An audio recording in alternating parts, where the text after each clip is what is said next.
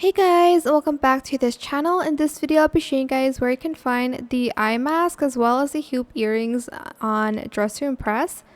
So on the free play mode, it's there, but on the normal mode, it's not there. You're just going to select the bunny mask on the I don't know what it's called, mannequin there, and you can place it there. And for the hoop earrings, I need to be quick because I only have like 20 seconds left to show you guys. Stand next to this pot and select put on, and you'll be able to wear the hoop earrings. And that's where they are. Those are just the hidden items that are, I don't know, I think it's glitched here. It's there in the free play mode, but if you can't find it again, it's underneath the bunny ears.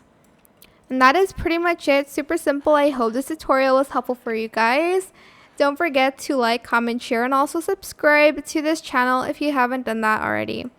If you have any more questions about this video, just leave it in the comment section down below. I will try my best to answer them all for you guys. And if you found this video helpful, please click the thanks button as well. That is it. Thank you so much for watching. Bye!